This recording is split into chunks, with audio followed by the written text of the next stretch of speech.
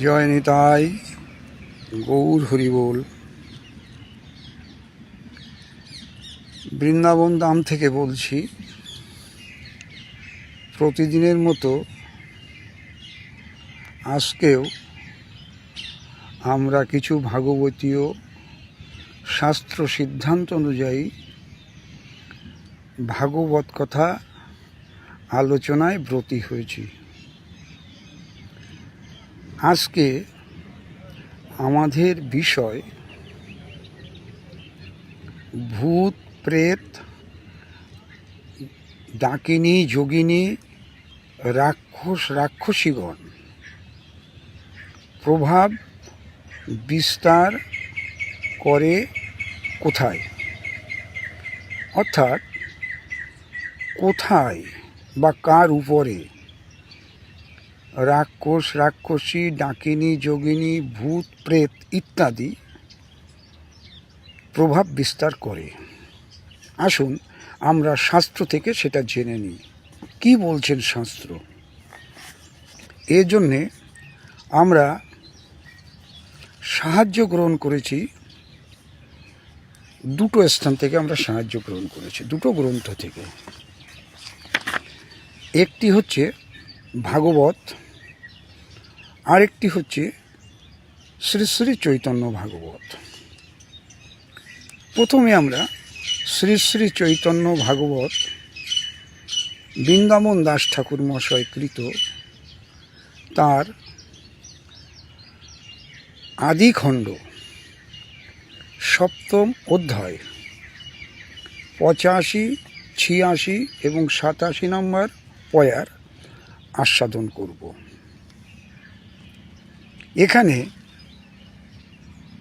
এখানে আমরা 85 নম্বর পয়ারে পাচ্ছি জগন্নাথ মিশ্র ভগবান শ্রীকৃষ্ণের কাছে প্রার্থনা করছেন, আমার পুত্র নিমাই, তার প্রতি শুভ দৃষ্টি করো, যেন কোনো ডাকিনী যোগিনী ভূত প্রেত রাক্ষস রাক্ষসী তারপরে ক্রিয়া না করতে পারে। কি বলছেন 85 নম্বর পয়ারে? মিশ্র বলে, কৃষ্ণ তুমি রক্ষিতা সবার।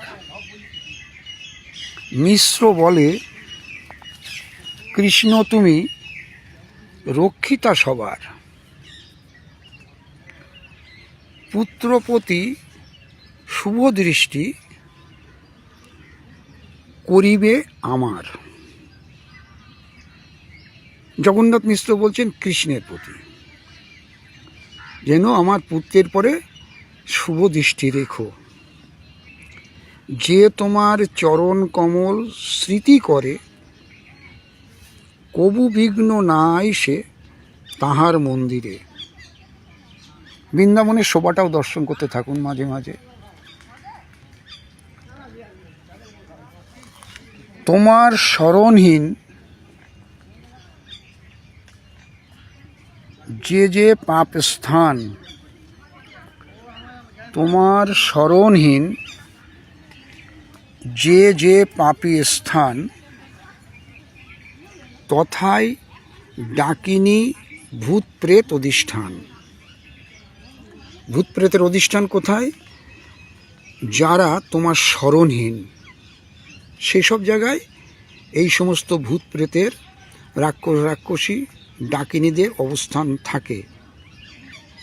এ বিষয়ে ভাগবত মহাপুরাণ কি বলছেন?